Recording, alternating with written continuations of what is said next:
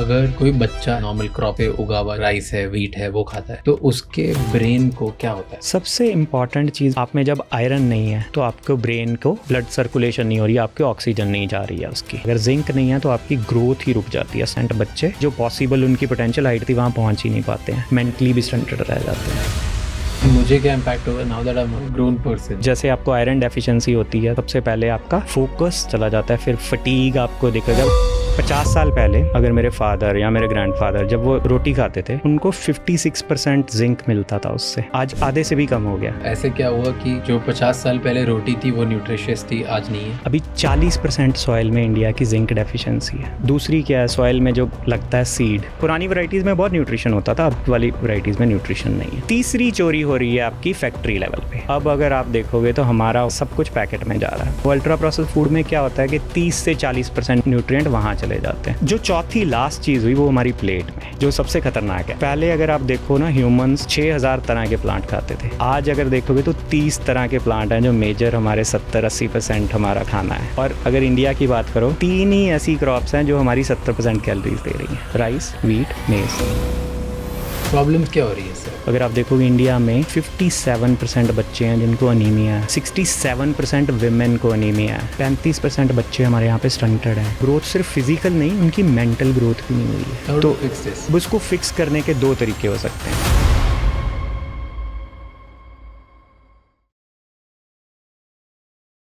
Normally जब भी हम हेल्थ या फिटनेस की बात करते हैं तो हमारा सारा ध्यान सिर्फ डाइट, कैलोरीज और जिम पर होता है। हमें लगता है कि अगर हमने अपनी प्रोटीन रिक्वायरमेंट्स पूरी कर ली और रोज़ वर्कआउट कर रहे हैं तो हम परफेक्टली फिट हैं। बट एक बहुत बड़ा गैप है जो हम मिस कर रहे हैं कि कैसे एसेंशियल मिनरल्स हमारे खाने से गायब हो रहे हैं, जिसकी वजह से हमारी बॉडी इंटरनली वीक होते जा रही है। हमारे आज के गेस्ट इसी मिसिंग गैप पर काम कर रहे हैं। I am talking about Ravinder Grover, COO of harvest plus solutions. इस कॉन्वर्जेशन में हम उनसे जानेंगे क्यों आजकल के खाने में जिंक और न्यूट्रिशन कम होता जा रहा है, ये हिडन हंगर क्या है और ये कैसे हमें अंदर से वीक कर रहा है, और माइक्रो न्यूट्रिएंट्स की कमी के अर्ली साइंस क्या हैं जो हम मोस्टली इग्नोर कर देते हैं।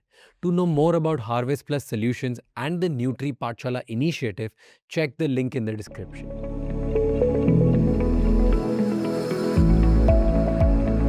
So in simple words, tell me main काम क्या है?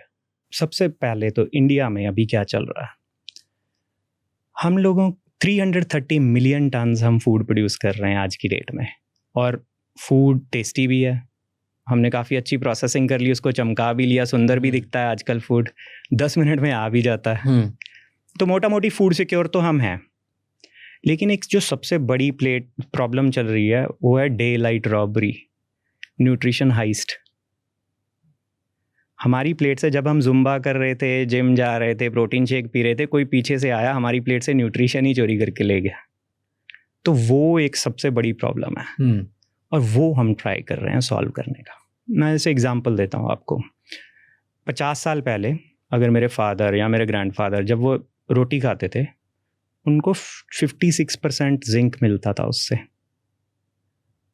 आज कितना मिलता होगा आप कैस करो? सेम रोटी 10%, 20%, 25%। हाँ, तो अब आधा देख हो लो, गया। आधे से भी कम हो गया। सेम स्टोरी है राइस की, उसमें जिंक आयरन की सेम सिचुएशन है, 30% तक वो कम हो गया। मतलब अगर मेरे को सेम न्यूट्रिशन लेना है आज तो मेरे को डबल रोटी खाना पड़ेगा। फिर हम बोलते हैं कार्ब्स आर ईवल, तो कार्ब्स तो ईवल हो ही गए क्योंकि कैलोरीज ही बचा है सारा कुछ, उसमें से हमने न्यूट्रिशन तो उड़ा दिया। तो ये जो रॉबरी चल रही है, और मैंने तो किसी को हेल्थ का OTP दिया भी नहीं था, कोई फिर भी ले गया चुरा के मेरी न्यूट्रिशन। तो ये जो रॉबरी चल रही है और इसके पीछे जो चोर हैं उनको पकड़ने की कहानी है जो हम कर रहे हैं। बताओ क्या हुआ, ऐसे क्या हुआ कि जो 50 साल पहले रोटी थी वो न्यूट्रिशियस थी, आज नहीं है? 4 मेन कारण है, चार जगह पे चोरी हो रही है। शुरू करते हैं। खाना बनता है, सॉइल से शुरू होती है हमारी जर्नी। सॉइल में हम सीड डालते हैं, सीड से क्रॉप निकलती है और क्रॉप वो आगे चल के फिर हमारी वो प्रोसेस होती है, हमारी प्लेट में आती है, हम खाते हैं। ये एक पूरा साइकिल है। सॉइल में अभी 40% सॉइल में इंडिया की जिंक डेफिशिएंसी है, 40% में। तो आप सोचो अगर सॉइल में जिंक नहीं है तो वो पास ऑन नहीं होगा। ऑर्गेनिक कार्बन जनरली सॉइल्स में होना चाहिए 5% तक, वो 0.5% है। ऑर्गेनिक कार्बन मतलब उसकी लाइफ वो सिर्फ 0.5% है हमारे यहाँ पे। क्यों ऐसा? सॉइल खराब कैसे हुई? ग्रीन, जब आपको पता है ग्रीन रेवोल्यूशन हम लेके आए तो हमने ज़्यादा उगाना शुरू किया, इंटेंसिव एग्रीकल्चर शुरू किया, फर्टिलाइज़र की रेशो स्क्यूड है हमारी, नाइट्रोजन की तरफ ज़्यादा है, हम माइक्रोन्यूट्रिएंट फर्टिलाइज़र कम यूज़ करते हैं, तो वो सब रीज़न है। बायो फर्टिलाइज़र का यूज़ कम था, तो वो सब रीज़न हैं, वो कंपाउंड होके हमारी सॉइल की जो हालत है वो तो पतली हो गई अब। ठीक है, तो सॉइल अब खराब हो गया। तो सॉइल हमारा ख़राब हो गया, मतलब 1/3 सॉइल है जो वो डिग्रेडेड है, उनमें कुछ उग नहीं सकता हमारे यहाँ पे, तो ये बहुत बड़ी एक समस्या वाला काम है। अब सॉइल की पहली कहानी ये थी। दूसरी क्या है, सॉइल में जो लगता है सीड। सीड में जब ग्रीन रेवोल्यूशन आया तो हमारा एक ही फोकस था कि हम ज़्यादा से ज़्यादा कैसे उगाएं। तो हमने क्या किया उस प्रोसेस में, पहले हम सीड को ब्रीड करते थे, नॉर्मली करते थे। जब ग्रीन रेवोल्यूशन के बाद हमने करना शुरू किया, हमने उसको ईल्ड के लिए ब्रीड करना शुरू किया और किसी चीज़ पे ध्यान नहीं दिया। उसमें न्यूट्रिशन कम हो रहा है, ज़्यादा हो रहा है, क्लाइमेट ट्रेट्स हैं कि नहीं, उस पर कोई फोकस नहीं, सिर्फ एक ही फोकस था कि पहले अगर वीट की ईल्ड 2 टन आती थी, मैं 6 टन कैसे निकालूं। तो हमारा एक ही उसमें फोकस था, तो उस हिसाब से उस टाइम में नीड भी वही थी। तो लेकिन उस प्रोसेस में क्या हुआ ना, हमने न्यूट्रिशन पे फोकस छोड़ दिया। तो मैंने जैसे आपको बताया कि जो हमारी सीड्स हैं उसमें ही 30% तक न्यूट्रिशन कम हो गया उसके चक्कर में। तो वो एक दूसरा सबसे बड़ा कारण है कि हमारे सीड हैं, पुरानी वैरायटीज़ में बहुत न्यूट्रिशन होता था, अब वाली वैरायटीज़ में न्यूट्रिशन नहीं है। तीसरी चोरी हो रही है आपकी फैक्ट्री लेवल पे। अब ये खाना तो बन गया, अब ये गया फैक्ट्रीज़ में। पहले हमारे पास हमारा फूड होता था मिनिमली प्रोसेस्ड, घर पे थोड़ी बहुत प्रोसेसिंग होती थी, राइस की मिलिंग हो गई, वीट का आटा बना लिया हमने। अब अगर आप देखोगे तो हमारा होता है सब कुछ पैकेट में जा रहा है, अल्ट्रा प्रोसेस की तरफ जा रहा है। वो अल्ट्रा प्रोसेस फूड में क्या होता है कि 30 से 40% न्यूट्रिएंट वहाँ चले जाते हैं। कारण मोस्टली वहाँ पे उनका पर्पस क्या है, वो इसलिए नहीं बनाए जा रहे अल्ट्रा प्रोसेस फूड के आपको न्यूट्रिशन देना है, वो इसलिए बनाए जा रहे हैं कि फैक्ट्रीज़ में कैसे स्टैंडर्डाइज हो। मैदा इजी है फैक्ट्री में स्टैंडर्डाइज करना कंपेयर टू होल व्हीट, या फिर आप बार बार कैसे खाओ, जैसे हम हाइपर पैलेटेबिलिटी बोलते हैं, उसमें सॉल्ट शुगर फैट का रेशो ऐसे एडजस्ट कर दो कि वो, जिसको आप ब्लिस पॉइंट इंजीनियरिंग बोलते हो, कि आपके मल्टीपल रिवॉर्ड सिस्टम ब्रेन में एक्टिव हो जाएंगे। आप बार एक उठाया आपने, फिर एक और उठाओगे, फिर एक और, रिपीट परचेज सेल, उसके मकसद से बने हुए हैं खाने। ब्लिस पॉइंट इंजीनियरिंग मैंने कभी सुना नहीं है, क्या होता है ये? तो हमारा ब्रेन में जो रिसेप्टर होते हैं वो एक रेशो को, फूड की एक रेशो को रिस्पॉन्ड करते हैं। वो क्या है, सॉल्ट कितना है, शुगर कितनी है, फैट कितनी है। वो डिफरेंट कॉम्बिनेशंस हो सकती है, शुगर और फैट की एक कॉम्बिनेशन। आप देखोगे कई प्रोडक्ट्स में शुगर और फैट ज़्यादा होता है, कई में सॉल्ट और फैट ज़्यादा होता है। पॉइंट ऐसा है कि वो एक ऐसा पॉइंट बनाना है, एक ऐसी रेसिपी बनानी है जो आप खाओ, आपके ब्रेन को लगे कि ये बेस्ट फूड है, फिर एक और उठाएगा, फिर एक और उठाएगा। वो तो बहुत ही पैलेटेबल होगा, सेटाइटी नहीं आएगी आपको कभी भी, तो आपका पेट कभी नहीं भरेगा नहीं और मांगता रहेगा बॉडी।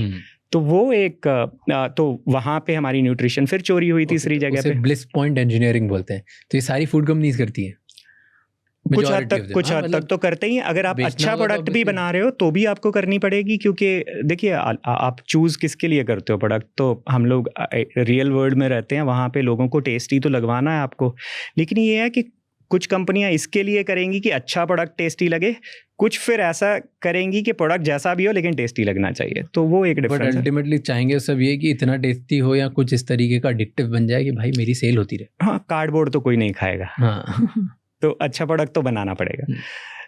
जो चौथी लास्ट चीज़ हुई वो हमारी प्लेट में, वो जो सबसे खतरनाक है। पहले अगर आप देखो ना, ह्यूमंस 6000 प्लांट स्पीसीज खाते, 6000 तरह के प्लांट खाते थे। आज अगर देखोगे तो 30 तरह के प्लांट हैं जो मेजर हमारे 70-80% हमारा खाना है। और अगर इंडिया की बात करो, 3 ही ऐसी क्रॉप्स हैं जो हमारी 70% कैलोरीज दे रही हैं, राइस, व्हीट, मेज। तो हम बोल सकते हैं कि हाँ कार्ब्स आर बैड, कार्ब्स मत खाओ, लेकिन द रियलिटी इज आप न्यूट्रिशन की बात नहीं कर सकते अफोर्डेबिलिटी का एंगल लाए बिना। हमारी कैलोरीज आती हैं वहाँ से। अगर आप हमारा पब्लिक डिस्ट्रीब्यूशन सिस्टम में भी चले जाओ, जो हमारा राशन वाला सिस्टम है, वहाँ पे आप निकाल के देखो, आपका 90% जो राशन डिस्ट्रीब्यूट होता है वो क्या होता है, 2 क्रॉप्स, राइस, व्हीट। 1% है millets, international year of millet celebrate करने के बाद भी। तो और दूसरा इसके ऊपर और एक रीज़न है, इसमें किसी को ब्लेम करने की बात नहीं है, उसमें एक और रीज़न है, वो है अफोर्डेबिलिटी।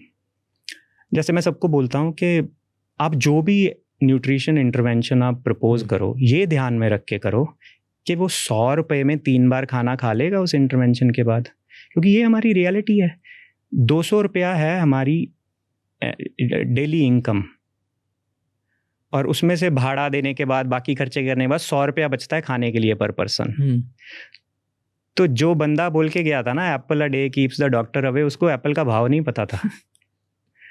200 रुपये के किलो आते हैं एप्पल, आप करो ब्लिंकिट, 4 एप्पल आएंगे।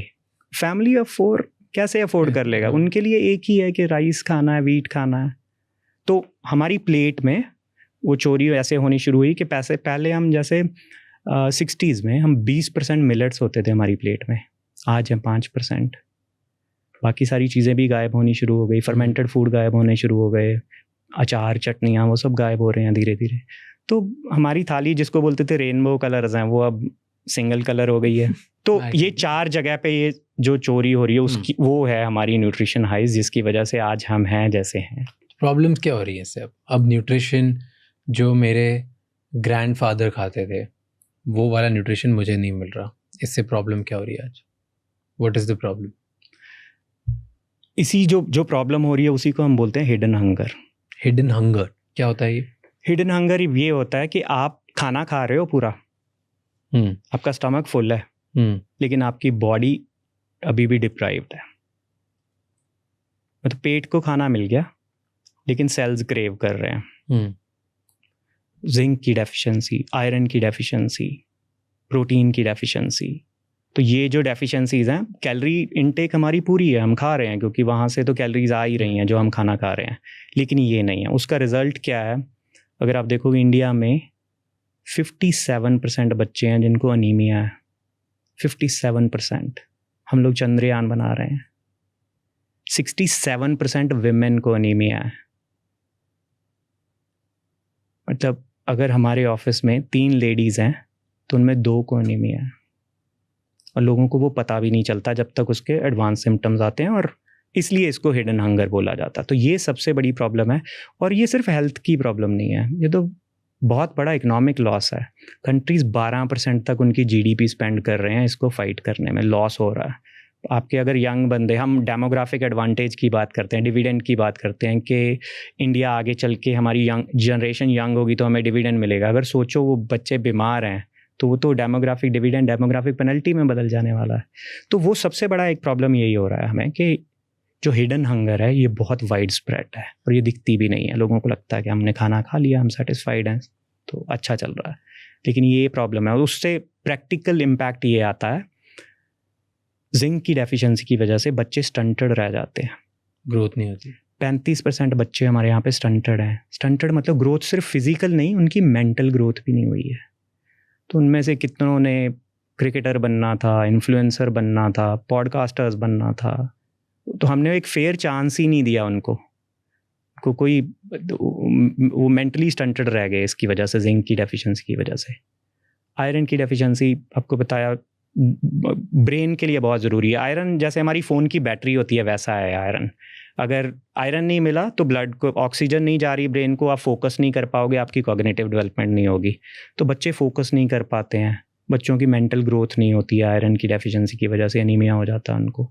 तो ये पर्टिकुलरली जो बच्चे और विमेन, उनको सबसे ज़्यादा इम्पैक्ट हो रहा है इस हिडन हंगर की वजह से। मेन उनको नहीं हो रहा?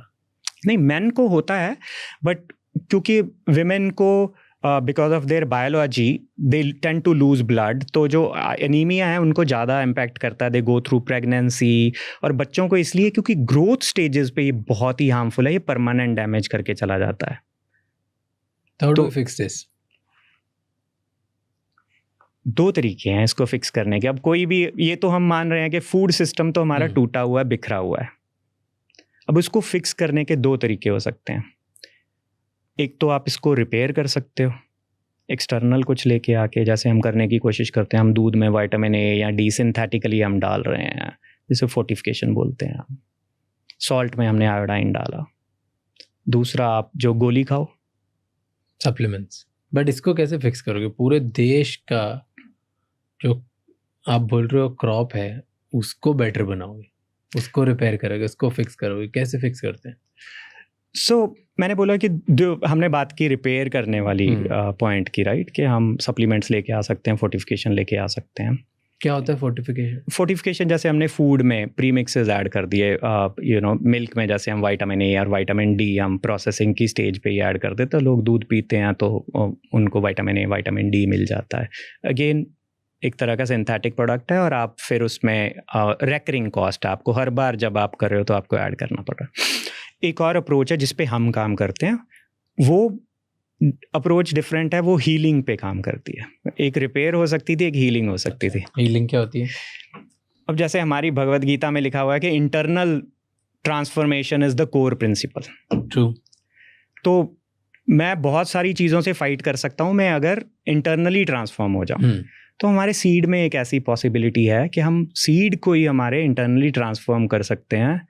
उसे जैसे योगा में बोलते हैं ना, उसकी कुंडलिनी जगा सकते हैं, एक डॉर्मेंट एनर्जी हम लोग जगा सकते हैं उसके अंदर की, उसको अनकॉइल कर सकते हैं।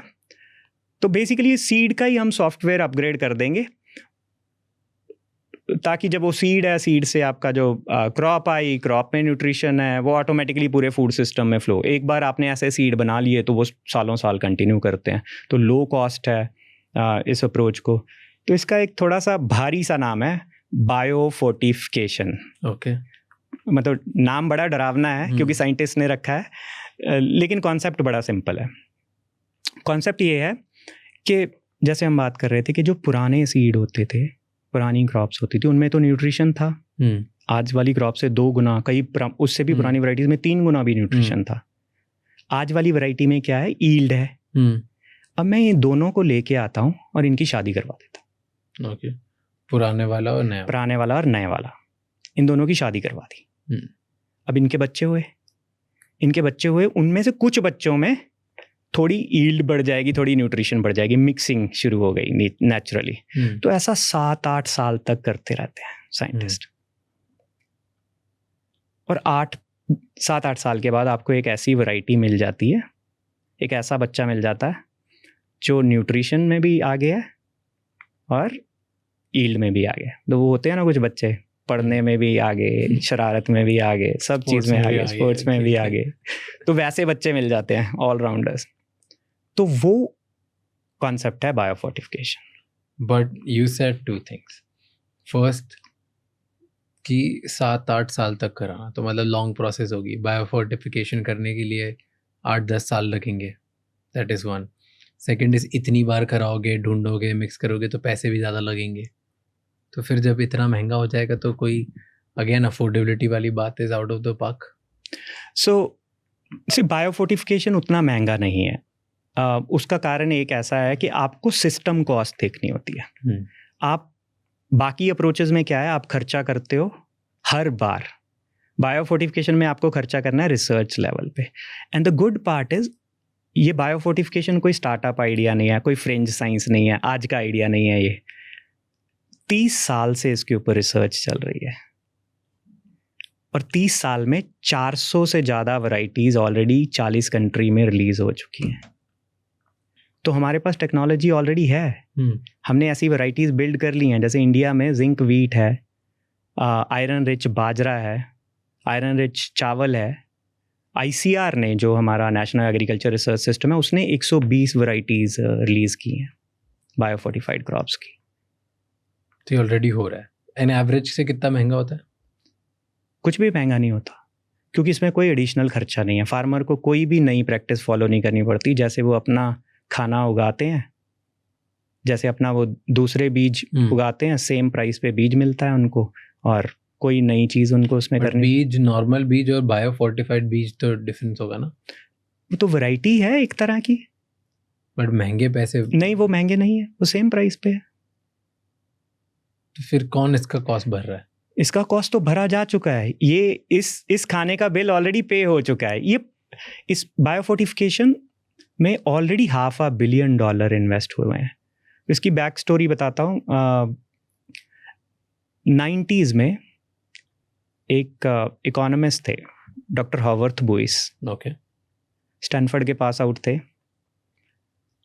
उनको एक आइडिया आया, क्योंकि इकोनॉमिस्ट थे, तो उनको एक ये आइडिया आया कि हम लोग हर साल इतना पैसा सप्लीमेंटेशन पे खर्च कर रहे हैं और फोर्टिफिकेशन प्रोग्राम पे कर रहे हैं, लोग तो राइस और वीट ही खा रहे हैं, तो क्यों ना हम इसी में न्यूट्रिशन बिल्ड कर दें। तो ये एक आइडिया था उनका 90s में। तो ऑब्वियसली जब भी आप कोई ऐसा आइडिया लेके आते हो, उस टाइम पे न्यूट्रिशन मतलब कैलोरीज माना जाता था। तो जब आप एक ऐसा आइडिया लेके आओगे तो पहले पुश बैक आता है। तो काफ़ी जगह पे गए लोगों ने, उन्हें बोला कि नहीं हो सकता ये पॉसिबल नहीं है। फिर चलिए उन्होंने काफ़ी साइंस इंस्टीट्यूट के साथ बातचीत की, तो सोल्यूशन निकला कि हाँ ये पॉसिबल है। उसके बाद फिर प्रॉब्लम आई फंडिंग की। अब इसको फंड कौन करेगा? थ्योरी तो पॉसिबल है लेकिन फंड कहाँ से होगा? तो उसके लिए फिर उन्होंने एग्रीकल्चर वालों के पास जाते थे, वो बोलते थे ये तो न्यूट्रिशन वालों का काम है। न्यूट्रिशन वालों के पास जाते थे, बोलते थे एग्रीकल्चर वाले करेंगे। जो long story short, he got the funding, उन्होंने काफ़ी काम किया। एंड फिर 93 में एक चैलेंज प्रोग्राम ऐसे सेटअप किया गया बायोफोर्टिफिकेशन के ऊपर। 10 साल तक वो प्रोग्राम चला। 2003 में वो प्रोग्राम इतना बड़ा हो गया कि उसे एक डिफरेंट ऑर्गेनाइजेशन का नाम देना पड़ा, harvest plus. And he was the founder of harvest plus. और उनके काम के लिए फिर उन्हें 2016 में वर्ल्ड फूड प्राइज मिला, जो कि नोबेल प्राइज का फूड इक्विवेलेंट है। 2016 में देन हमारे जो प्रधानमंत्री जी हैं उन्होंने भी उन्हें फेलिसिटेट किया इंडिया में बुला के। तो इसके ऊपर ऑलरेडी काम हो चुका है, 30 साल का काम इस पे हो चुका है। उस जर्नी में एक दो और इंटरेस्टिंग चीज़ थी। जब हम ये काम कर रहे थे तो बहुत सारे लोगों ने बोला कि इसका एविडेंस आपको बहुत स्ट्रांग जनरेट करना पड़ेगा। तो एक और जो अच्छी चीज़ हुई वो ये हुई कि 15 साल का एविडेंस क्रिएट किया गया, जिसमें आपने Cornell, UC Davis, John Hopkins, जो जितने रिप्यूटेड यूनिवर्सिटीज़ हैं, कॉलेजेस हैं, और रिसर्च का जो गोल्ड स्टैंडर्ड माना जाता है, RCTs बोलते हैं हम उसे, रैंडमाइज्ड कंट्रोल ट्रायल, वो किए गए। 20 से ज़्यादा रैंडमाइज्ड कंट्रोल ट्रायल किए गए। उन सब में 3 चीज़ प्रूव की गई। पहला पॉइंट ये था कि एक्चुअली में जिंक और आयरन बढ़ रहा है कि नहीं इन क्रॉप्स में। दूसरा ये था बढ़ रहा है तो वो बायो अवेलेबल है कि नहीं, बॉडी उसको ले पाएगी कि नहीं। तीसरा ये था कि इसका अगर वो अब्जॉर्ब हो रहा है तो उसका इम्पैक्ट आएगा कि नहीं। तो ये जो 20 साल का एविडेंस जनरेट किया गया, उससे रीसाउंडिंग यस आंसर निकल के आया कि हाँ ये कॉन्सेप्ट वर्क करता है, इसकी अब्जॉर्प्शन है और ये इम्पैक्ट क्रिएट करता है। बहुत सारी स्टडीज़ हुई, इंडिया में भी काफ़ी हुई हैं। इंडिया में महाराष्ट्र में आयरन रिच बाजरा के ऊपर बच्चों को खिलाया गया, तो उनकी जो आयरन डेफिशिएंसी है वो 64% तक रिवर्स होनी शुरू हुई। In how many years? 3 months. And फिर ऐसे ही दिल्ली में, न्यू दिल्ली में एक जिंक वीट के ऊपर एक स्टडी की गई। आई थिंक 2 बार उनको जिंक वीट खिलाया जाता था। 3 to 6 months का स्टडी था, I am forgetting the exact time. And उसमें उनके निमोनिया डेज 17% तक कम हो गए और उनके वॉमिटिंग डेज भी 40% से ऊपर कम हो गए। तो बच्चे जो स्कूल सिक डेज की वजह से नहीं जा पाते थे वो रिवर्स हुए। ऐसे ही जाम्बिया में बहुत इंटरेस्टिंग, जो मेरे को पर्सनली बहुत इंटरेस्टिंग लगता है वो ये कि वहाँ पे विटामिन ए की डेफिशिएंसी बहुत रहती थी। तो वहाँ पे विमेन को ये विटामिन ए मेज़ है, एक विटामिन ए से रिच मेज़ थी, वो उनको खिलाई गई और उनके ब्रेस्ट मिल्क में विटामिन ए मेज़ इंक्रीज हुआ। तो फूड का इम्पैक्ट कैसे मदर से चिल्ड्रन को पास ऑन होता है। तो बट अब प्रॉब्लम क्या है? Like what's the problem that you are facing? क्योंकि अगर इस पे रिसर्च हो चुकी है, prime ministers, presidents all around the world are accepting this, international bodies ने अवार्ड दे दिए, प्रूवन रैंडम आप कंट्रोल ट्रायल्स आपके पास हैं, और पर्टिकुलरली आई एम अज्यूमिंग कि अगर जैसे आपने इंडिया में किया, हर कंट्री में कुछ ना कुछ ट्रायल्स करे होंगे सो दैट हर कंट्री का प्रूफ पॉइंट हो लोकलाइज लेवल पे। ये सब हो गया एंड प्राइस भी इज़ नॉट मोर। और जितने का एक सीड आपके नॉर्मल मान लो बाजरा का होगा, वैसे ही उतने ही प्राइस का आपका वाला बाजरा का होगा, राइट? फोर्टिफाइड बाजरा का होगा। फिर अब प्रॉब्लम कहाँ रही? प्रॉब्लम है अब स्केल की। Okay, but if the price is not the problem, then why are people not buying? People are buying. better one. 60 crore लोग बायोफोर्टिफाइड क्रॉप्स आज उगा रहे हैं और खा रहे हैं. 589 मिलियन पीपल, नियरली 60 करोड़ लोग. बहुत सारे लोगों को ये नहीं पता होगा कि ये बायोफोर्टिफाइड क्रॉप्स हैं. Fluoride in the water approach के वो क्योंकि मोस्टली जब हमने काम शुरू किया हमारा focus 589 in India? No, globally. Yes. India में कितना छोटा सा होगा इसका? 10% आप इसका इंडिया में आप जैसे बहुत ही जरा हाँ, तो 3 मिलियन फार्मर्स यहाँ पे उगाते हैं. जैसे दूसरी कंट्रीज है, right? So rich countries are ahead than us in biofortified crops, seeds. Yes and no. उसका कारण ये है कि कभी भी हार्वेस्ट प्लस ने रिच कंट्रीज के ऊपर फोकस नहीं किया क्योंकि हमारा we are not for profit. Nigeria में, जैसे नाइजीरिया एक बहुत बड़ी सक्सेस स्टोरी है, वहाँ पे 22% विटामिन ए मेज है. और हमारे इधर कितना है? हमारा सिंगल डिजिट में होंगी. तो ऐसे ही आप 13%, अगर आप केन्या में चले जाओ, वहाँ पे एक क्रॉप है आयरन बीन्स. जैसे हम राजमा खाते हैं ना, वहाँ पे ज़्यादा आयरन वाले राजमा हैं, वो 13% उसका मार्केट शेयर है. सो इंडिया भी कितना फार है? What do you think? अब हमारे इधर इतनी मिनिस्ट्रीज है, इतना अवेयरनेस का प्रॉब्लम है, पैसे आप बोल रहे हो which is almost same, yield is almost same, then तो जो मेजर प्रॉब्लम है वो तो सॉल्व है. Now it's I think policy and awareness problem. India is only one decision away from being a biofortification superpower of What the is that world. decision?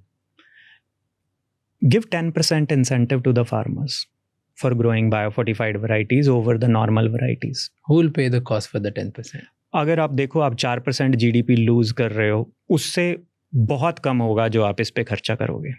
और ये ऐसा नहीं है कि पहली बार किया है हमने. ग्रीन रेवोल्यूशन के टाइम पे हमने MSP इंट्रोड्यूस किया ताकि राइस वीट लोग ज़्यादा उगाएं. हमने इससे पहले पल्सेस को इंपोर्ट्स कम करने के लिए MSP दिया है. ऑयल सीड की सेल्फ सफिशिएंसी के लिए दिया है. तो एक देखिए, फार्मर प्रेजेंटेशन को रिस्पॉन्ड नहीं करते, फार्मर प्राइस सिग्नल को रिस्पॉन्ड करते हैं. जिस दिन वो प्राइस सिग्नल चला जाएगा, उस दिन आपका वो एक बहुत बड़ा वहाँ पे पुश क्रिएट हो जाएगा. It will be supply driven scaling. अब ऐसा कोई ग्रेन नहीं है जो इंडिया में उगता है और वो ना खाया जाता हो. तो अगर आप उगा ज़्यादा लोगे किसी तरीके से, तो वो अपने आप सिस्टम में, फूड सिस्टम में चला जाएगा. देखिए, एज एन ऑर्गेनाइजेशन हमारा इंटरेस्ट ये नहीं है कि हम बायोफोर्टिफिकेशन को कोई ऐसा कॉन्सेप्ट बना दे जो सिर्फ अल्ट्रा एलीट उसे अफोर्ड कर पा रहे हैं. ये एक अप्रोच है मासेस के लिए, पॉपुलेशन लेवल पे काम करती है. तो अफोर्डेबिलिटी बहुत बड़ा फैक्टर है ना. अफोर्डेबिलिटी तभी आएगी जब बल्क में प्रोडक्शन हो रहा है और उसका बल्क में कंजम्पशन हो रहा है. तो हम एक डिसीजन अवे हैं. जिस दिन वो डिसीजन हो जाएगा, but it's a chicken and egg problem ना. इट्स लाइक आप बोल रहे हो कि 4% GDP में लॉस हो रहा है, तो आप 10% इधर इंसेंटिव दे दो. नाउ द क्वेश्चन इज, हम 10% इंसेंटिव दे दें तो उसके लिए इमीडिएट फंड्स कैसे लेके आएंगे? एंड इफ इमीडिएट फंड्स हमारे जो 50 और दूसरी काम करने हैं देश को, देश की जो प्रायोरिटीज़ है उससे छोड़ के इस पे लगा दिए, तो किस टाइम पे मेरे कंट्री को 4% का ग्रोथ मिलेगा? What will happen? Like it's a but I think there it's an egg chicken and egg problem. When do we do first? What do we do first? I think इस पे काफ़ी सारी research भी हुई हैं जो बताती हैं कि हमारा कॉस्ट ऑफ गुड हेल्थ कितना है. मतलब इसको ना करने का हम कितना लॉस कर रहे हैं, राइट? इसको अगर हम डायरेक्ट 1-to-1 बेनिफिट में देखेंगे, एक मैं जैसे आपको कोपनहेगन से आया हुआ जो डेटा बताता हूँ, वो बताता है कि बायोफोर्टिफिकेशन में जब आप $1 इन्वेस्ट करते हो, $17 आपको एज अ सिस्टम रिटर्न आता है. कैसे?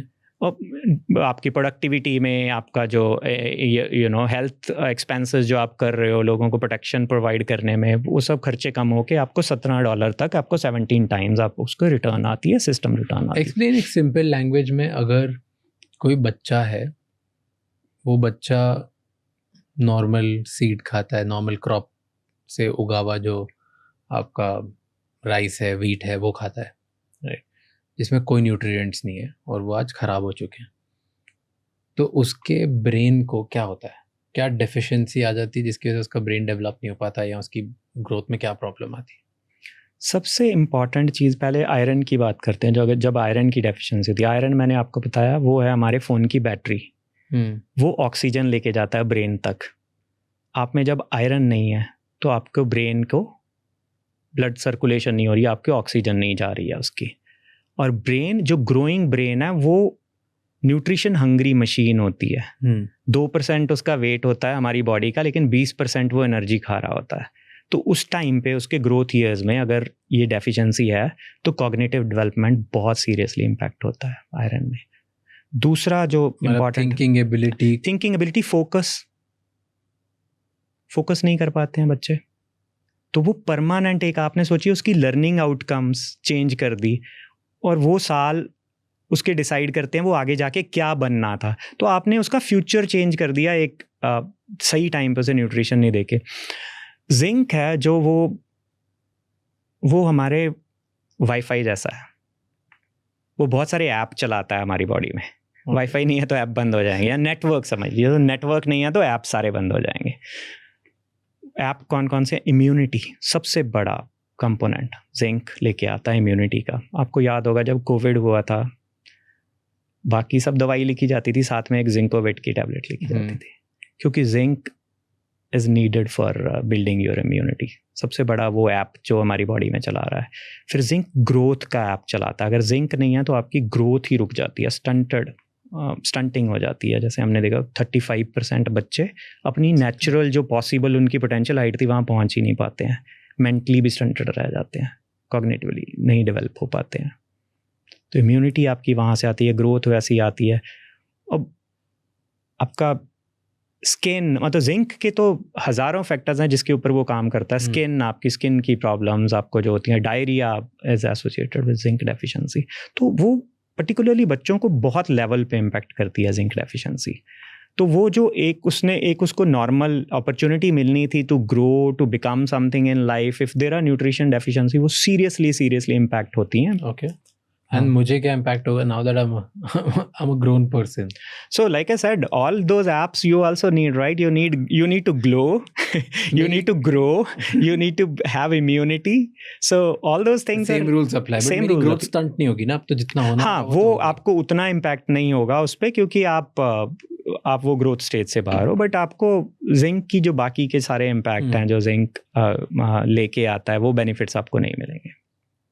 Interesting. And if somebody listens to this and उसके बाद भी ये सोचता है कि यार छोड़, मैं अपनी डाइट या अपने जो घर में खाना आ रहा है उसको चेंज करूँ, क्यों नहीं करूँ, क्या मतलब है, मुझे कोई फ़र्क नहीं पड़ता, तो अगले 5-10 साल में immediate next 5-10 years में what are the consequences that person is facing, or at least accepting कि ये सब नहीं होगा।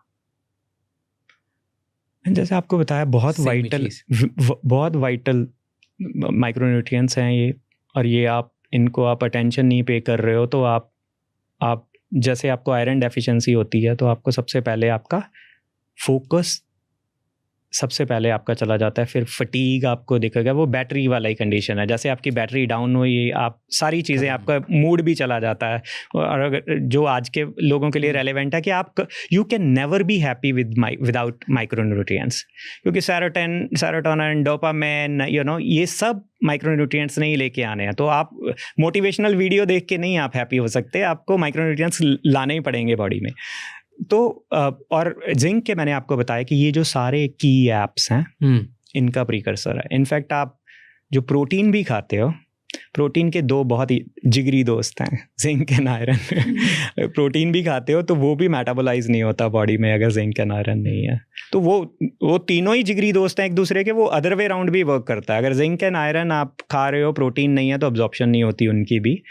लेकिन जो फूड मैट्रिक्स की हम बात करते हैं कि आप कोई भी न्यूट्रिएंट, अगर आप उसके बाकी सारे न्यूट्रिएंट के साथ बहुत स्ट्रांग रिलेशन है, कोई उसको ऑब्जॉर्ब करवा रहा है, कोई ट्रांसपोर्ट करवा रहा है, तो एज अ मैट्रिक्स हमें वो पूरा रखने की ज़रूरत है। अदरवाइज एक हम लॉ बोलते हैं, law of limiting factors. Law of limiting factors क्या होता है कि आपके पास जो अबंडेंट है वो आपकी परफॉर्मेंस नहीं डिसाइड करेगा, जो नहीं है वो डिसाइड करेगा। इंटरेस्टिंग। तो बॉडी में भी यही होता है? तो बॉडी में एग्जैक्टली यही होता है। तो अगर आपके पास प्रोटीन है, आप वो एक स्वीट स्पॉट पे पहुंच चुके हो, और प्रोटीन खाने से आपको ज़्यादा फ़ायदा नहीं होगा। आयरन नहीं है तो वो कर रहा है आपकी परफॉर्मेंस डाउन, जिंक नहीं है तो वो कर रहा है आपकी परफॉर्मेंस डाउन। अनटिल अनलेस वो वाले स्टोर भी आप फुल करोगे तो आप कभी उसे कंप्लीट नहीं। Disclaimer again, not a nutritionist. Tell me, protein पे बहुत एम्फेसिस हो गया ऑल ऑफ सडन इंडिया में, which is a good thing, पर You said something ना, प्रोटीन पे ज़्यादा ही एम्फेसिस कर रहे हैं, which is problematic. तो मेरे को प्रोटीन से कोई प्रॉब्लम नहीं है. प्रोटीन से सिर्फ इतनी प्रॉब्लम है, प्रोटीन पहली बात तो इंडिया में प्रोटीन इनएडिक्वेसी है. We need to have protein, और उसका कारण ये है, सरप्राइजिंग थिंग इज इंडिया में जो राइस व्हीट मेज, वहाँ से 70% कैलोरी तो आती हैं, 50% प्रोटीन भी वहाँ से आ रहा है हमारा. तो अगर आप सीरियल से, आपके ऊपर आपकी इतनी बड़ी डिपेंडेंस है सीरियल्स के ऊपर, और फिर आपने अपनी प्लेट छोटी कर दी, तो आपके प्रोटीन के ऊपर प्रेशर है, plus the vegetarianism and other things जो हैं. इनएडिक्वेसी है एंड वो इफेक्ट करती है. लेकिन प्रोटीन में पैराडॉक्स एग्जिस्ट करता है. एक पैराडॉक्स ये है कि जनरली जिन लोगों को ज़्यादा ज़रूरत है, एल्डरली हो गए, रूरल पॉपुलेशंस होगी, उनको या तो ये चीज़ पता नहीं है या उनके पास पैसे नहीं है. और जिनका ठीक ठाक है, वहाँ पे ऑब्सेशन हो रखा है. तो लोग ट्रॉमा में जा रहे हैं कि मेरा प्रोटीन नहीं पूरा हो रहा. तो दोनों चीज़ चल रही है यहाँ पे. जिनको पता है वो ट्रॉमा में जा रहे हैं, जिनको नहीं पता है उनको तो ध्यान ही नहीं है, उनको ध्यान ही नहीं है कि प्रोटीन की ज़रूरत भी है. वो आज भी कन्विंस नहीं हो रहे हैं. मेरे घर पे बहुत सारे लोग हैं जो कन्विंस नहीं हो पा रहे हैं कि प्रोटीन चाहिए. तो एक ये प्रोटीन का जो प्रोटीन पैराडॉक्स जो एग्जिस्ट करता है. दूसरा मेरे को लगता है प्रोटीन धीरे धीरे हेल्थ डिटर्जेंट बनता जा रहा है. What do you mean by that? तो हम फिक्सेट हो गए हैं उसके ऊपर, प्रोटीन के ऊपर. कोई भी गंदा फूड प्रोडक्ट लो, उसके सामने 12 ग्राम लिख दो, सडनली वो हेल्दी लगने लग जाता है. हेल्थ वॉशिंग हो रही है, प्रोटीन वॉशिंग हो रही है हर चीज़ की. और एक और जो मेरे को प्रॉब्लम ये लग रही है कि अब हर चीज़ में प्रोटीन आ रहा है. कॉफ़ी में प्रोटीन आ गया, आपके चिप्स में प्रोटीन आ गया, समोसे में भी आ जाएगा किसी दिन, आटा में भी. सब चीज़ में प्रोटीन है हमारा. तो मेरे को लगता है एक ऐसी स्टेज आएगी कि लोग ट्रैकिंग भूल जाएंगे उसकी, कि कितना खा रहे हैं. वो अपर लिमिट्स हिट करनी शुरू कर देंगे. गलत क्या है इसमें, मैं तो ये पूछ रहा हूँ.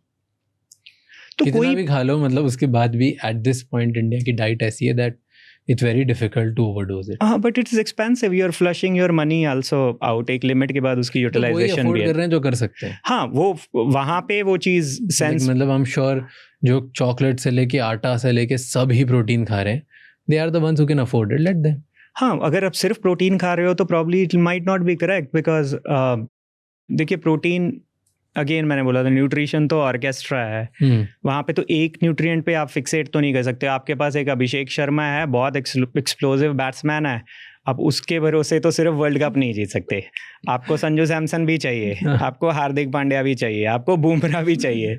वर्ल्ड कप लाना है तो ये सब करना पड़ेगा. तो वैसा ही है. तो अगर आप प्रोटीन खा रहे हो तो कई बार क्या हो रहा है कि बाकी की चीज़ें इग्नोर हो रही हैं. जैसे माइक्रोन्यूट्रिएंट पे फोकस नहीं आया है. अभी हेल्थ की प्रॉक्सी बन गया है प्रोटीन. लाइक जैसे मैंने आपको बोला, कोई भी प्रोडक्ट उठाओ, उस पर 12 ग्राम लिख दो, वो बिकने शुरू हो गया. अब उसमें बाकी चीज़ क्या था, उसमें फाइबर है कि नहीं, उसमें माइक्रोन्यूट्रिएंट्स है कि नहीं, उसके ऊपर ध्यान नहीं है. तो अटेंशन सारी प्रोटीन ग्रैब कर रहा है, और वो हेल्थ का एक सोल इंडिकेटर बन गया है. True. और ये इंडिया का प्रॉब्लम, ये एक हमारा बहुत बड़ा प्रॉब्लम है कि हम, आपको मालूम है, हम अपनी 5 गुना तक न्यूट्रिशन सिर्फ किचन में बढ़ा सकते हैं चीज़ों की. सिर्फ किचन में छोटी छोटी चीज़ें करके. जैसे मेरा एक फ्रेमवर्क है जिसे मैं बोलता हूँ फस. ओके. मैं बोलता हूँ किचन में थोड़ी फस क्रिएट करो, फसी हो जाओ थोड़ा किचन में. पहली magical technique, by the way ये सारी ओल्ड टेक्निक्स हैं, कुछ नया नहीं है इसमें. फर्मेंटेशन बहुत अंडररेटेड है, बहुत बढ़िया सिस्टम है. आपका 2 से 4 गुना तक वो न्यूट्रिशन बढ़ा सकता है. इडली, डोसा, नॉर्थ में एक ड्रिंक चलता है कांजी. जब आप फर्मेंट करते हो तो उसके फाइटेट्स हैं जो एंटी न्यूट्रिएंट्स होते हैं किसी भी फूड के, वो रिलीज हो जाते हैं. उसकी न्यूट्रिशन 2 से 5 गुना तक बढ़ जाती है जस्ट बाय फर्मेंटिंग. दूसरा, यूज होल फूड. खाने का अगर आपका बस चले तो कुछ भी मत फेंकिए. अगर आप खा ही नहीं सकते हो तो अलग चीज़ है. केला है तो केले की छिलके की सब्जी बना रहे हैं लोग. केरला में, वेस्ट बंगाल में, असम में केले के छिलके की सब्जी बनती है. Okay, that's weird but okay. Use whole, छिलके के साथ चीज़ें खाएं. आप जैसे घर पे पनीर बना रहे हो, उसका जो पानी है उसको आटे में आपने गूंद लिया. आप वाटरमेलन खा रहे हो, हम लोग सिर्फ वाटरमेलन खाते हैं, और वाटरमेलन के सीड इतने अच्छे होते हैं, उनको आप रोस्ट करके उसकी जो राइंड है उसकी सब्जी बनती है। तो आज से पहले बहुत कम पार्ट फेंके जाते थे। उसका कारण ये है कि जो न्यूट्रिशन है ना, जो सीरियल्स वगैरह में होती है, वो टॉप वाले पार्ट में होती है मोस्टली। ओके। तो जब आप वो छील देते हो या उसको हटा देते हो बहुत सारे पार्ट को, या आप उसके पार्ट्स फेंक देते हो, तो आप फिर वो न्यूट्रिशन उसमें से माइनस कर देते हो। तो use whole foods as much as you can. तो मतलब जूस नहीं बनाना है, फ्रूट खा लेना है। ऐसे ही तीसरा जो है वो है सोकिंग एंड स्प्राउटिंग। पहले बहुत होती थी, अभी धीरे धीरे कम हो रही है। अब चना है, आपकी दाल है, इन सबको जैसे ही आप सोक करते हो उसके फाइटेट्स रिलीज हो जाते हैं। स्प्राउटिंग तो आपको पता है, स्प्राउटिंग में एक्टिवेशन होती है। इनफैक्ट स्प्राउटिंग तो सबसे बेस्ट है क्योंकि उसमें नए विटामिन्स भी बनते हैं, क्योंकि वो नया एक प्लांट बनना शुरू हो जाता है सीड से। तो सोकिंग एंड स्प्राउटिंग आप अगर कर रहे हो तो आप न्यूट्रिशन अनलॉक कर रहे हो। Last is switch. खाना आपको घुमाना है। हमारे दादा दादी लोग नहीं खाते थे सेम खाना, 5 तरह की दाल बनती थी 5 दिन में। हम लोग अपनी प्रेफरेंसेस पे फिक्सेट होके एक ही तरह का फूड खा रहे हैं, जिसकी वजह से रोटेट नहीं होता। उसके 2 फ़ायदे होते हैं जब आप खाना रोटेट करते हो। एक तो डिफरेंट तरह का फाइबर जा रहा है, आपके जो गट माइक्रोबायोम है ना, वो थोड़ा टूरिस्टी टाइप है, उसको अलग अलग जगह देखनी है, अलग अलग चीज़ें देखनी है। तो ये अगर आप 4 चीज़ करते हो, आप फर्स्ट क्रिएट कर लेते हो थोड़ी सी किचन में, तो छोटी छोटी चीज़ें करके आप 2 से 5 गुना तक आप अपनी न्यूट्रिशन बढ़ा सकते हो विदाउट एनी एफर्ट। आपका ये बजट सेविंग हो गया। इसके ऊपर एक बोनस है। क्या? सूर्य नमस्कार। सूर्य नमस्कार बहुत सारे लोग नहीं कर पाते हैं। क्यों करना है आपको मालूम है? विटामिन डी की डेफिशिएंसी है इंडिया में। कोई सर्वे 70% बोलते हैं, कोई 90% तक भी बोलते हैं, लेकिन काफ़ी डेफिशिएंसी है विटामिन डी की। लेकिन आप नहीं सूर्य नमस्कार कर सकते ना, तो अपने खाने को सूर्य नमस्कार करो। बड़ी मीन बात है। जो मशरूम्स खाते हैं, जैसे हमारी स्किन सनलाइट के बाद विटामिन डी बना लेती है, मशरूम की स्किन सनलाइट के बाद विटामिन डी बना सकती है। I didn't get it. Mushroom धूप में रख दो? 15 से 60 मिनट अगर आप मशरूम के छोटे छोटे टुकड़े करके काट के उनके जो गिल्स वाली साइड है उसको ऊपर रख दोगे, आप 15 से 60 मिनट रख दोगे, आप 30 से 50 गुना विटामिन डी ऐड कर दोगे उसमें, 30 to 50 times. You can Google about it. So एक अच्छी भली आपकी विटामिन डी की पिल बन जाएगी। उसमें विटामिन D2 होता है। अब हम जो समय जो सनलाइट से मिलता है वो D3 है। D3 थोड़ा ज़्यादा पावरफुल होता है, लेकिन D2 भी काम करता है। ओके। तो लेकिन आप सिर्फ अपनी मशरूम्स को सूर्य नमस्कार करवा के, और किस किस खाना को करा सकते हैं? नहीं, मशरूम्स के ऊपर रिसर्च है जहाँ पे जिसकी मेरे को नॉलेज है, और काफ़ी सारी ऐसी कमर्शियल कंपनियां भी है जो ऐसे प्रोडक्ट जो कमर्शियली सनलाइट ट्रीटमेंट करती हैं मशरूम्स की, सनसोक्ड मशरूम्स। तो छोटी छोटी ट्रिक्स हैं जो आपको 5 गुना से 50 गुना किचन में, तो किचन है जहाँ पे आप न्यूट्रिशन की लड़ाई लड़ सकते हो। Tell me, what are the early signs जो एक इंसान अपने अंदर देखता है और वो अवॉइड कर रहा है, which will eventually cause some major health problem, और वो अर्ली साइंस माइक्रोन्यूट्रिएंट्स मिसिंग होने की वजह से होती है? फटीग, फोकस, हमें लगता है कि स्ट्रेस है उसकी वजह से कई बार, या बहुत बार ऐसे बच्चों को लोग सोचते रहते हैं इसको क्यों नहीं समझ में आ रहा है, टेंशन क्यों नहीं कर रहा है, डिस्ट्रैक्ट क्यों हुआ बैठा है। जैसे आजकल फैशन है, जेन-ज़ी को बोले बहुत डिस्ट्रैक्टेड है ये, राइट, फेवरेट टॉपिक हो गया लोगों का। सो बहुत बार वो माइक्रोन्यूट्रिएंट्स की प्रॉब्लम होती है। दूसरा, आप बार बार बीमार पड़ रहे हो, इम्यूनिटी आपकी कम है, कॉम्प्रोमाइज़ लग रही है आपको, क्लियर साइन कि आपको माइक्रोन्यूट्रिएंट डेफिशिएंसीज हो रही हैं, स्किन डल हो रही है, ग्लो नहीं हो रही। तो ये सब साइंस हैं, डिपेंडिंग ऑन द माइक्रोन्यूट्रिएंट वो आपकी बॉडी में क्या प्ले कर। बॉडी आपको हमेशा सिग्नल देती है। आप नोटिफिकेशंस ऑफ करके बैठे हो तो बॉडी कुछ नहीं कर सकती। Is it just asking a hypothetical question कि जिसको न्यूट्रिएंट की प्रॉब्लम्स है, राइट, माइक्रोन्यूट्रिएंट मिसिंग्स है, वो लोग मंथली या क्वार्टरली इंजेक्शंस नहीं लगवा सकते, ड्रिप्स नहीं चढ़वा सकते, because that's a fashion in very tier 1 top of the level people में, right? Have you seen that? I have drips. seen IV drips and all that. Like I said, I don't come from that profession, so I don't know the exact science and how does it work. But given a choice, I will rather prefer the food for the benefits it brings. Like I said, supplements को supplements किसी reason की वजह से ही बोला जाता है ना. They are supplement to something. So but in cases आपको नहीं मीट कर पा रहे हो, आपका ऐसा डाइटरी चॉइसेस ऐसी, आप वेजिटेरियन हो, आप कुछ चीज़ों के लिए स्ट्रगल कर रहे हो, तो I don't see anything wrong with taking supplements as long as you know. Raj, my philosophy with food is I am not a health nerd. मैं ट्रैक नहीं करता हूँ कैलोरीज, मैं प्रोटीन नहीं ट्रैक करता हूँ, मैं डायरेक्शनली एक साइड लेता हूँ, मैं ओकेजनली इंडल्ज भी करता हूँ. एंड मैंने आपको बताया मैंने 15 किलो वेट लूज किया और मैं मेंटेन भी कर रहा हूँ. तो मेरे लिए tell me about that. Good food, like I said, first I told you my secret mantra. We are eating lot of fermented food, we are eating lot of millets at home, and sunlight, and I think I've been living like a farmer. What do you mean by that? Explain. So again, agriculture से आता हूँ तो farmer ज़्यादा समझ में आते हैं. तो you know, you can actually eat like and live like a farmer. That's the best way to do things. Farmers क्या करते थे? 2 टाइम खाना खाते थे. अब 2 या 2.5 टाइम, जितना भी आपके लाइफस्टाइल के हिसाब से आप चूज कर सकते हो. सीजनल खाते थे, फ्रेश खाते थे. Lot of sunlight, movement, that's non negotiable. आप सिर्फ खाने से हेल्दी नहीं हो सकते, आपको मूवमेंट बहुत अच्छी होनी चाहिए.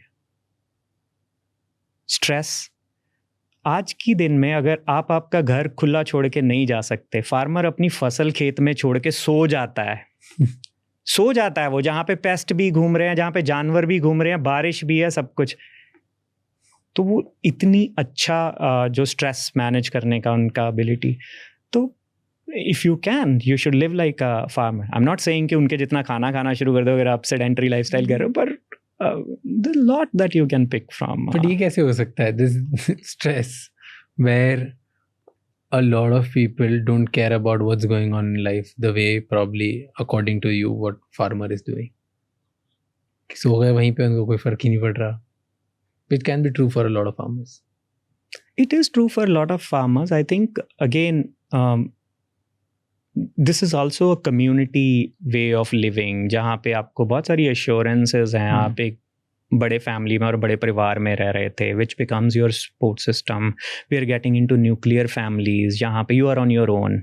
सक्सेस भी आपकी है, फेलियर भी आपका है. वहाँ पे सब कुछ कम्युनिटी का होता था. कोई थोड़ा गिर भी जाता था तो उठा लेते थे लोग. तो एक बहुत बड़ा सपोर्ट सिस्टम एक गाँव में, जो शहरों से अलग, जो कि एक बहुत, मेरे को लगता है बहुत ही स्ट्रॉन्ग उनका जो एक सिस्टम है.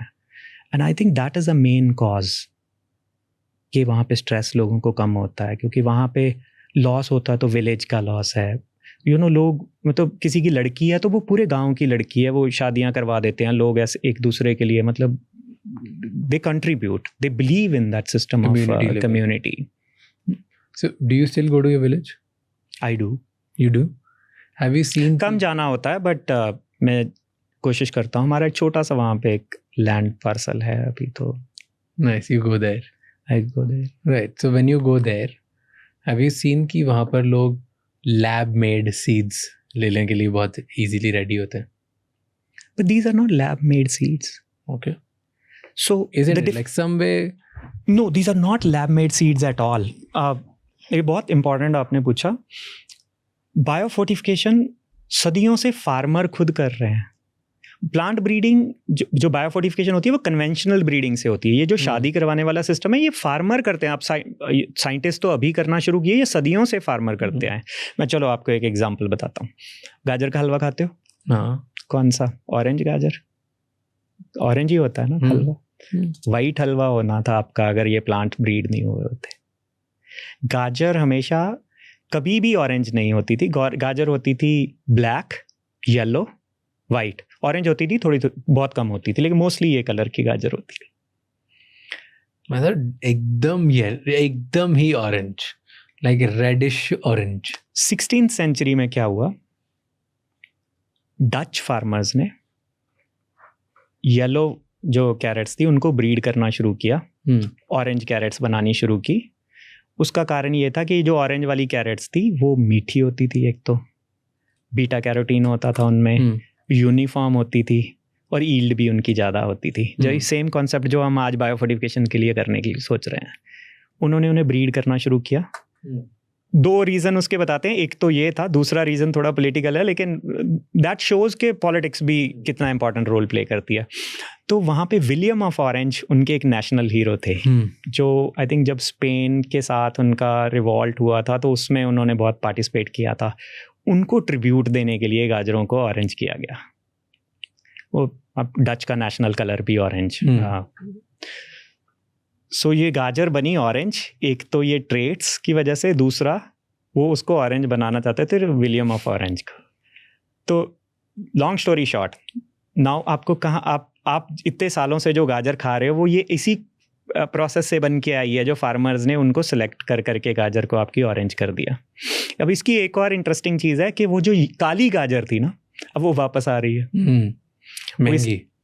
वो इसलिए वापस आ रही है क्योंकि उसमें एंथोसायनिन्स होते थे जो ब्लूबेरीज में भी होते हैं आपके, वो अच्छे होते हैं सेहत के लिए। तो एक उसका, अब नॉर्थ इंडिया एक ऐसा जगह है जब सब जगह गाजर ऑरेंज हो गई, नॉर्थ इंडिया वाले फिर, क्योंकि नॉर्थ इंडिया हम लोग थोड़ा अलग अपना डायरेक्शन में चलते हैं, तो हमने वहाँ पे उसको काला गाजर को भी रिटेन किया। उसका 1-2 कारण था कि नॉर्थ इंडिया में एक तो विंटर्स में वो काली गाजर विंटर्स में होती थी, तो वहाँ विंटर्स पड़ती थी तो काली गाजर वहाँ पर रुक गई। दूसरा, पे काली गाजर का ड्रिंक बनाया जाता था, एक कांजी,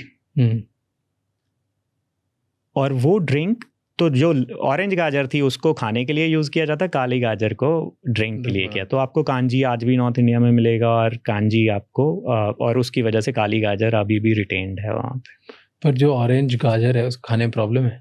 नहीं, कोई प्रॉब्लम नहीं, उसमें बीटा कैरोटीन है, विटामिन्स होते हैं। अच्छा, तो आप लेकिन क्या कर दिया, मतलब it's not a chemical process or it's something. not a chemical. It's just a story that you told me about. It's about कि आपने एक ट्रेट को प्रायोरिटाइज किया, बीटा कैरोटीन को आपने प्रायोरिटाइज किया, वो विटामिन ए रिच थी उस टाइम पे जिस हिसाब की ज़रूरत होगी, क्योंकि विटामिन ए एक बहुत इम्पॉर्टेंट वो है। आपको मालूम है इंडिया में हर साल 50,000 बच्चे ब्लाइंड हो जाते हैं because of vitamin A deficiency. 50,000 kids.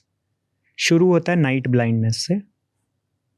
Vitamin हमारे रेटिना में एक पिगमेंट होता है, उसके लिए चाहिए होता है। जब वो नहीं होता विटामिन ए डाइट में तो उनको नाइट ब्लाइंडनेस, मतलब जब जैसे शाम होती है ना, उनको दिखना कम हो जाता है, और फिर उसको जब अगर आप उसको इग्नोर करते रहोगे तो वो परमानेंट ब्लाइंडनेस में कन्वर्ट हो जाता है। Tell me more about foods and these vitamins. Right, let's say sweet potato. I saw that orange sweet potato बनाते हो आप लोग। या orange flash sweet potato, OSP, वो एक उसमें विटामिन ए है अगेन। स्वीट पोटैटो वैसे एक आपको मालूम है एक अच्छा फूड इसलिए माना जाता है, जो हम ओकिनावा की बात कर रहे थे वहाँ पे भी स्वीट पोटैटो वैसे बाय द वे एक बहुत इंपॉर्टेंट फूड है। तो स्वीट पोटैटो एनर्जी है, उसमें फाइबर है, वो बहुत जगह का स्टेपल फूड है। तो अफ्रीका में बहुत जगह पे ऑरेंज फ्लैश स्वीट पोटैटो को बनाया गया ताकि उससे विटामिन ए, क्योंकि वो स्टेपल फूड है तो विटामिन ए उस व्हीकल से चला जाए। तो अफ्रीका में जैसे विटामिन ए मेज़ काफ़ी होता है, इंडिया में हम लोग मेज़ के ऊपर ज़्यादा काम नहीं करते, वहाँ पे हाई आयरन बीन्स होते हैं। तो डिफरेंट क्रॉप्स हैं। प्रोसेस ये है कि हमारा एक कॉन्सेप्ट था बायोफोर्टिफिकेशन प्रायोरिटी इंडेक्स, थोड़ा साइंटिफिक है। मतलब आइडिया ये है कि कौन सी करनी चाहिए। ऐसे तो आप हर क्रॉप के पीछे तो भाग नहीं सकते, आपके पास लिमिटेड बजट है, राइट? तो किस में करना चाहिए? तो ऐसी क्रॉप्स पकड़नी है जो मैक्सिमम, जो स्टेपल क्रॉप्स हैं वहाँ की, जहाँ आपसे मैक्सिमम न्यूट्रिशन जा रही है। एक क्राइटेरिया तो ये हो गया। दूसरा, आपको न्यूट्रिएंट कौन सा पकड़ना है, वो पकड़ना है जिसकी सबसे ज़्यादा उस कंट्री में डेफिशिएंसी है। तो इन दोनों से आप डिसाइड करते हो कि यहाँ पे इंडिया है तो वीट है तो जिंक, मैं इसकी वैरायटी बिल्ड करूँ। Okay, so that's why India में वीट, जिंक एंड राइस में क्या डालते हो? Zinc, rice again. Okay, and iron के लिए बाजरा में जाता है और लेंटिल्स में जाता है, दालों में। Only these two particular vitamins or like micronutrients you focus on, zinc and iron? So जो वर्ल्ड वाइड है ना, 4 माइक्रोन्यूट्रिएंट्स की मेजर डेफिशिएंसीज होती हैं। वो है iodine, zinc, iron and vitamin A. और Iodine we are getting from salt, so that's more or we less better sorted. than These three are now coming through biofortification. So, interesting. So these vitamin A blindness, iron is हमने already समझ लिया, cognitive, yes, cognitive, and anemia. Zinc is Wi-Fi for the body. Zinc. Very interesting analogy. Yeah, कि पूरी body में. Okay, and then fourth was iodine. yeah. वो आपकी thyroid और goitre की जो प्रॉब्लम होती थी, और प्लस मेंटल के लिए भी. And you know nutrition approaches work. एक और तरीका है बायोफोर्टिफिकेशन करने का जिसके बारे में हम कम बात करते हैं, वो है एग्रोनॉमिक बायोफोर्टिफिकेशन. एक तो मैंने आपको बताया, देखो आप योगा कर लो, कुंडलिनी जगा लो, शक्ति जगा लो, राइट, अपना सॉफ्टवेयर अपडेट कर लो सीड का. दूसरा एक और कॉन्सेप्ट है, again from Indian philosophy only, that is vastu. Vastu मालूम है आपको क्या होता है, राइट? क्या? हाँ, जो घर में देख आर्किटेक्चर को जो हम अलाइन करते हैं. सीड का घर क्या है? सीड का घर तो सॉइल है. हमने बात की कि अगर सॉइल में ही जिंक नहीं होगा, आयरन नहीं होगा, तो सीड वहां से पुल नहीं कर पाएगा. तो अगर हम सीड का वास्तु ठीक कर दें, मतलब हम उसकी सॉइल को ठीक कर दें, तो हम न्यूट्रिशन लेके आ सकते हैं अपने फूड्स में. तो उसके लिए एक बहुत इंटरेस्टिंग स्टोरी है फिनलैंड की. फिनलैंड में ना 1970s में बहुत लोगों को हार्ट अटैक हो रहे थे. Cardiovascular problem, highest in the world. ज़्यादा खुश हो गए थे? नहीं, उन्होंने बहुत रिसर्च की कि क्या प्रॉब्लम है. One of the key reasons was कि उनकी मिट्टी में सेलेनियम नहीं था. तो सेलेनियम आपको चाहिए आपके हार्ट हेल्थ के लिए. तो उनकी गवर्नमेंट ने एक डिसीजन लिया, थिंक 1984 में. उन्होंने बोला कि आप इस कंट्री में कोई फर्टिलाइजर नहीं बेच सकते अगर आप उसमें सेलेनियम नहीं ऐड करोगे. One strong decision. आपको हर फर्टिलाइजर में एक क्वांटिटी उन्होंने डिसाइड की, उतना आपको सेलेनियम ऐड ही करना. 5 साल के बाद रिजल्ट्स आने शुरू हो गए. 3 गुना उनके खाने में बढ़ गया सेलेनियम, 2 गुना उनके ब्लड सीरम में आने लग गया. और ये पहले 5 साल में ये रिस्पांस मिला. उसके a decade later 75% drop in cardiovascular disease. It's one of the big success stories of कि आपको प्रॉब्लम सॉल्व करने के लिए हमेशा फार्मेसी जाने की ज़रूरत नहीं है. आप खेत में भी चले जाओ तो प्रॉब्लम सॉल्व हो सकती है. इंटरेस्टिंग. एंड ये एक मतलब बहुत बड़ी success story. Tell me about more countries and what those countries have done in order to tackle their food problem or deficiency problems or whatever other problems they go through. जैसे Kenya है. Kenya में iron की deficiency के लिए उन्होंने high iron beans के ऊपर काम करते हैं. राजमा जैसे हम खाते हैं यहाँ पे, तो उनका एक स्टेपल है, तो उसको खाते हैं वो. तो वहाँ पे उन्होंने स्कूल फीडिंग में इसको प्रमोट कर रहे हैं कि स्कूल फीडिंग में बीन्स. वहाँ पे एक जो प्रॉब्लम था वो ये था कि ये जो बीन्स थे, क्योंकि सप्लाई कम थी, तो ये महंगे होते थे. 2 गुना प्राइस पे बिकते थे. न्योटा करके एक वैरायटी थी जो रिलीज की थी हमने, वो डबल प्राइस पे बिकती थी. किडनी बीन्स होते हैं, एक तरह के किडनी बीन्स हैं. तो उनको अब अगर ऐसी कोई भी इंटरवेंशन आप स्केल पे करना चाहते हो तो बजट न्यूट्रलिटी पहला काम है. और उसमें बीन्स पॉपुलर होने का भी बड़ा इंटरेस्टिंग कारण था. हमने उसे हाई आयरन बीन के लिए, क्योंकि आयरन ज़्यादा था, लेकिन उसे बच्चे और टीचर्स एक और अलग वजह से लाइक करते थे. क्या? राजमा चावल खाने में एक बहुत बड़ा सोशल रिस्क होता है. आप गुब्बारे बन जाते हो, बहुत गैस करते हो.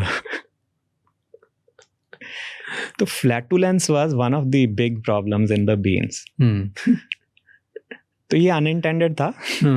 तो हमने जो वो वैरायटी बनाई, उसकी बायोकेमिस्ट्री थोड़ी ऐसी चेंज हुई उसमें कि वो गैस कम करते थे. तो वो लोगों को बड़े पसंद आने लग गए वो. दूसरा, बीन्स में एक और इम्पॉर्टेंट चीज़ है कि बीन्स को कुक करने में थोड़ा टाइम लगता है. ये वाली जो वैरायटी थी इसका कुकिंग टाइम कम था. तो जो लेडीज़ थी उन्होंने उसे ज़्यादा अडॉप्ट कर लिया अच्छे से. इंटरेस्टिंग. तो नो एक डिमांड पुल कई बार ऐसी जगह से भी आता है, हम लोग बहुत चीज़ों पे काम कर रहे होते हैं, हम बोल रहे होते हैं कि हमारा प्रोडक्ट स्टंटिंग कम करता है, लेकिन कोई जेनजी वाला बंदा उसकी ब्रेन फॉग ठीक हो रही है उसकी वजह से वो पिक कर रहा है उसको। सो बीन्स बहुत पॉपुलर थे, तो उसमें ये बजट न्यूट्रलिटी का एक बहुत बड़ा प्रॉब्लम था।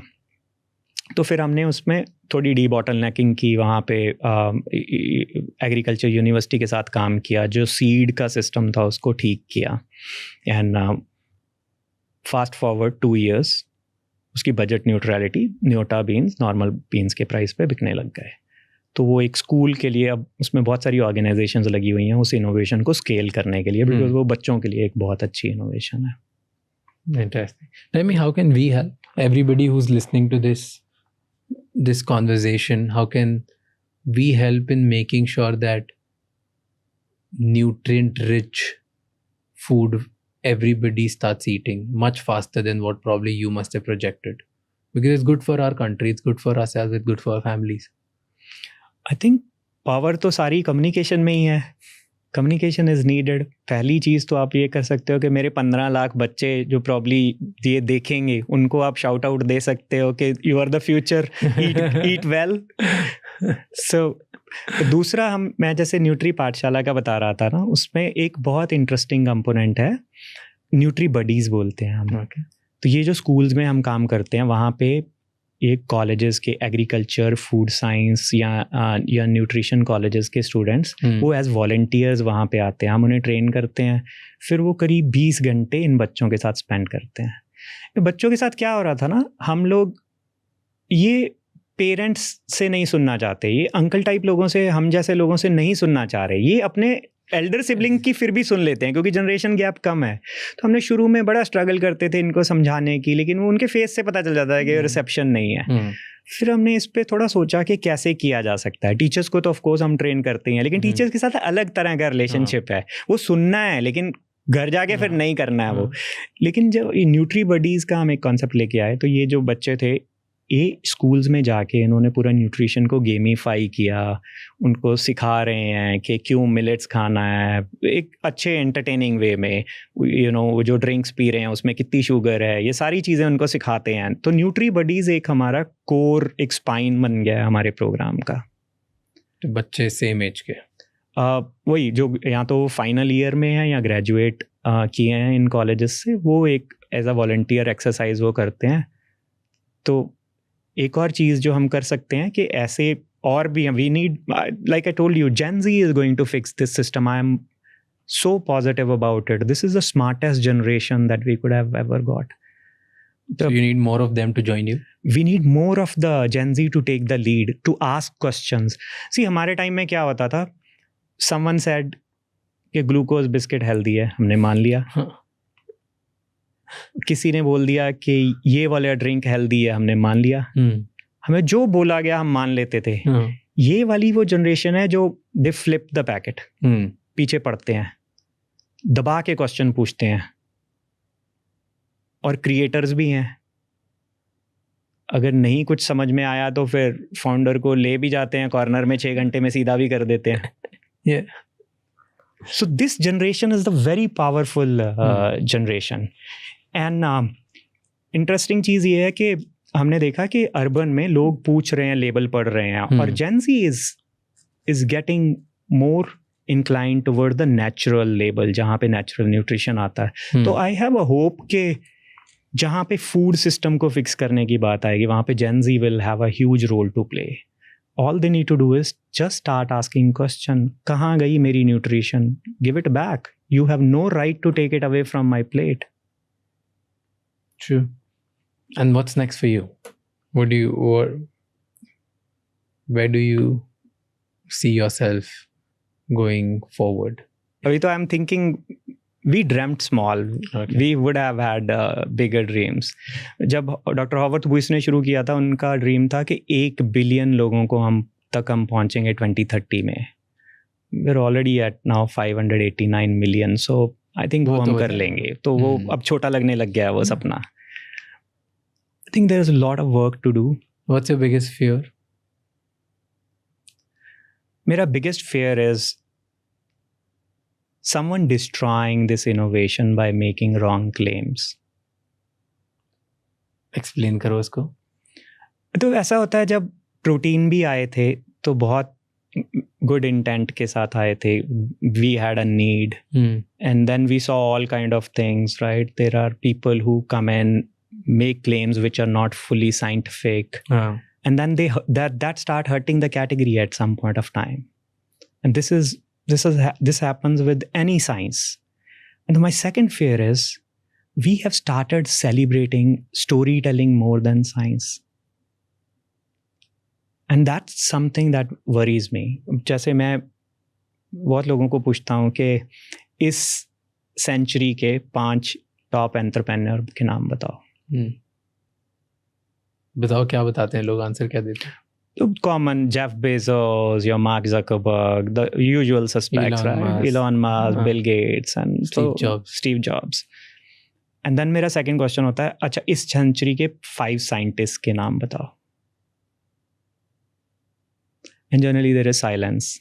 एक आध नाम किसी का आ जाता है.